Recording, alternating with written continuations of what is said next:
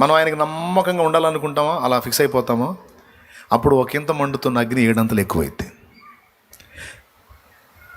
ఎప్పుడైతే మనం దేవునికి నమ్మకంగా ఉండాలనుకుంటామో ఒక విధంగా ఉన్న శోధనలు 7 అంతలు ఎక్కువగా కనపడతాయి మనకి.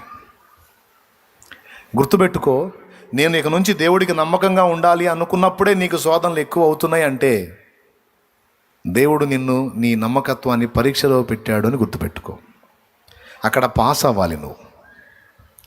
దేవుని పక్షంగా నిలబడ్డప్పుడు అగ్నిగుండం 7 అంతలు ఎక్కువైందని మర్చిపోవద్దు. మనం ఎప్పుడైతే దేవుని కోసం విశ్వాస పాత్రులమై ఉండాలి, నిజాయితీగా ఉండాలి, నమ్మకంగా ఉండాలని ఫిక్స్ అయిపోతామో,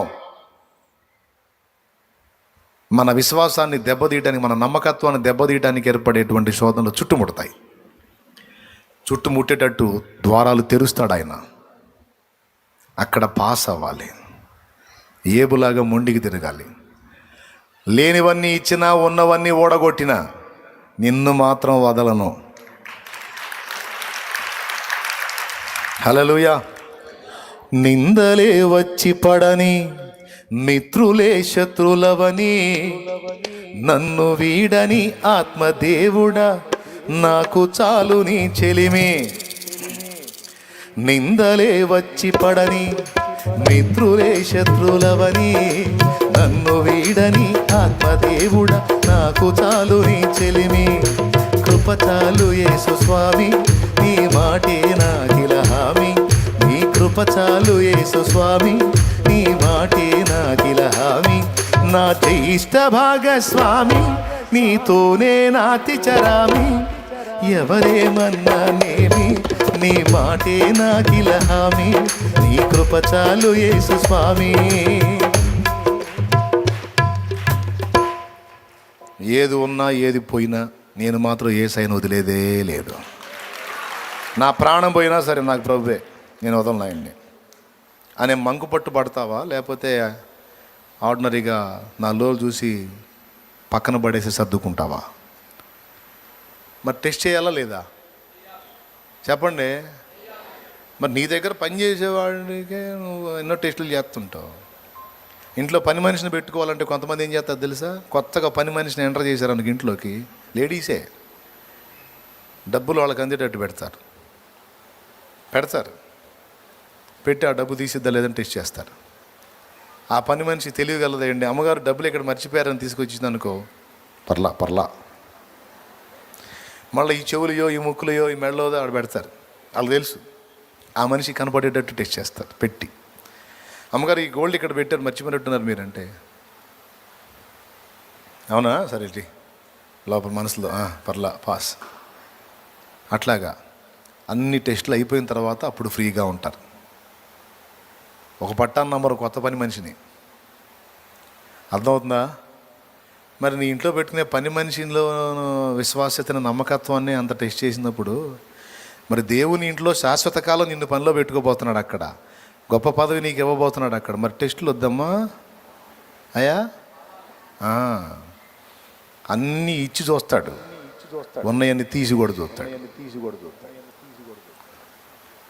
అన్నీ లేని అన్నీ ఇచ్చి చూస్తాడు. కొంతమంది ఏమీ లేనప్పుడు హల్లెలూయా హల్లెలూయా హల్లెలూయా అంటారు. సమృద్ధి వచ్చిన తర్వాత హల్లెలూయా లేదు, ఏం లేదు. చర్చికి కూడా కనపడరు.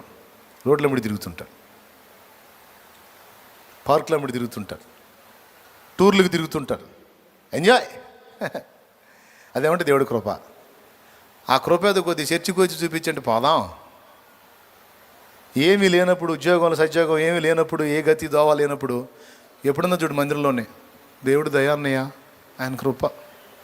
ఫలానా దానికి రాశాను అన్నయ్య, దేవుడి కృప. బ్యాంక్ జాబ్ రాశాను అన్నయ్య, దేవుడి కృప. ఈ జాబ్కు ట్రై చేశాను అన్నయ్య, దేవుడి కృప. అమ్మో ఏం భక్తిరా నాయనో. ఆ జాబ్ వచ్చేది ఆ మనిషి ఇంతవరకు కనపట్ల. ఇప్పుడు నేను తప్పు చేసినట్టేగా.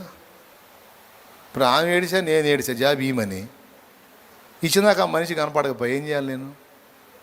జాబ్ ఇచ్చి పాడు చేసినట్టేగా.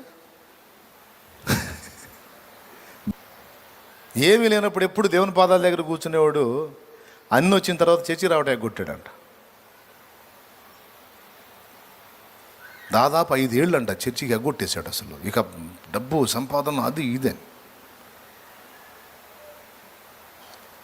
సాయంత్రం వేళలో వాళ్ళ చిన్నోడికి పాము కరిసిందంట.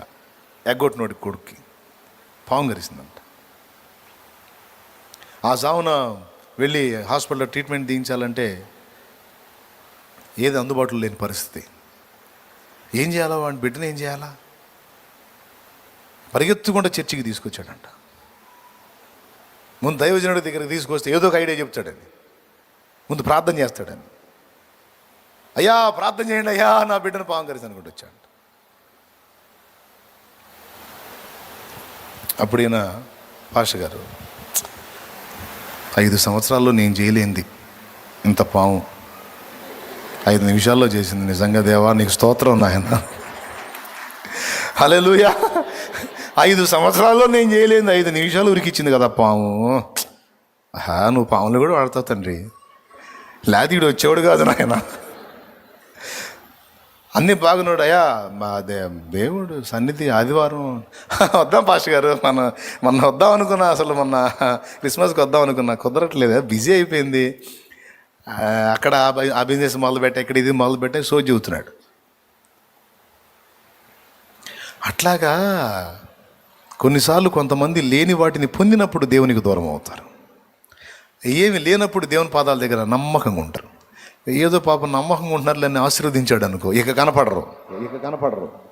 కొంతమందికి అందుకే లేనివి ఇచ్చి పరిశీలిస్తే, కొంతమందికి ఉన్నవి తీసి పరిశీలిస్తాడు. ఏబులాగా సమృద్ధిని తొలగించి కూడా టెస్ట్ చేస్తాడు. దేవా సమృద్ధిని ఇచ్చినా నీకు స్తోత్రం, తీసినా నీకు స్తోత్రం. ఎందుకంటే ఇచ్చినా నీదే, తీసుకున్నా నీదే. మన పరిపక్వత, మన నమ్మకత్వం, అలాగే ప్రతి విషయంలో మనం ఆయన మీద ఆనుకునేటువంటి మన విశ్వాసం పరిశీలిస్తాడు. ఆందోళనలో బతుకుతున్నామా, కలవరంలో బతుకుతున్నామా, లేకపోతే ప్రశాంతంగా ఉన్నామా? మన మొహమే చెప్పిద్ది మన విశ్వాస గలవారమో, విశ్వాస విషయంలో బలహీనలమో. రక్తహీనత ఉండొచ్చు, బలహీనత ఉండొచ్చు, ఏది శరీర బలహీనత. విశ్వాసహీనత మాత్రం ఉండకూడదు. కొంప మునిగితే స్తోత్రం. విశ్వాసం మనలో స్థిరంగా ఉందనుకో, సమృద్ధిగా ఉందనుకో, ఇక మొఖాలు తుమ్మల్లో పొద్దుపడినట్టు ఉండవు, కళకళకళలాడుతుంటాయి. బాయ్ నిద్ర లేచావా? నేను ఎట్టుంటాయి? తుమ్మలో పొద్దుపడినట్టు ఉండవు ఇక మొఖాలు. ఎప్పుడన్నా చూడు, ఆనందమే పరమానందమే. ఏరా కొట్టదలుచుకోలేదా? దేవుని స్తోత్రం, దేవుని స్తోత్రం. అవసరం లేదులే. నేను కూడా ముగిస్తున్నా పాపం. వాళ్ళకి నడువులు కదా నొప్పులు పుడతాయి. ప్రియులారా, కొన్ని నేను చెప్పా, ఇంకా చాలా విషయాలు ఆయన పరిశీలించుకుంటాడు. కొన్ని సందర్భాల్లో కొంతమంది వ్యక్తుల్ని మన మధ్యలోకి పంపించి, మన దగ్గరకు పంపించి, వాళ్ళకి మనం ఏ విధంగా తోడ్పాటు అందిస్తామో చూస్తాడు. మనకే కొంచెం ఉంటుంది, ఆ కొంచెంలో ఇతరులకి చేయాల్సి వచ్చింది. మనకు తెలియదు ఆయన టెస్ట్ చేస్తున్నాడని. అప్పుడు మన బుద్ధి ఎలా పనిచేసిద్ది పరిశీలిస్తాడు. ఒకవేళ అక్కడ మనం ప్రేమ విషయంలో నమ్మకస్తులమై ఉంటే, మనం ఇచ్చిన దానికి ప్రతిగా ఇక పట్టజాలంతా ఆయన ఇస్తాడు. ఈ పరీక్షలు ఒకటి కాదు, నానా విధాలుగా ఉంటాయి. అయితే ఏ పరీక్ష దేవుడు చేసినా మనల్ని పాడు చేయడానికి ఏ పరీక్ష రానివ్వడు. కానీ మనల్ని పై తరగతికి చేర్చడానికే మనకు వచ్చే పరీక్షలన్నీ. ఒకటైతే కన్ఫర్మ్ చేశాను, పరీక్షించడం అయితే పక్కా పరిశీలించి చూసుకుంటాడు. మనం పరీక్షించడమే కదా, ఆయన కూడా మనల్ని పరీక్షిస్తాడు. అయితే ఆ పరీక్షలు నానా రకాలు గుర్తుపెట్టుకొని, అలాంటి పరిస్థితులను ఎదుర్కొంటున్నప్పుడు, ఎదుగు నేను పరీక్షింపబడుతున్నాను, దేవుడు నన్ను అబ్జర్వ్ చేస్తున్నాడు, ఈ సందర్భంలో నేను జాగ్రత్తగా స్పందించాలి అనే మెళకువ తెచ్చుకుంటే ధన్యుడివి, ధన్యురాలివి.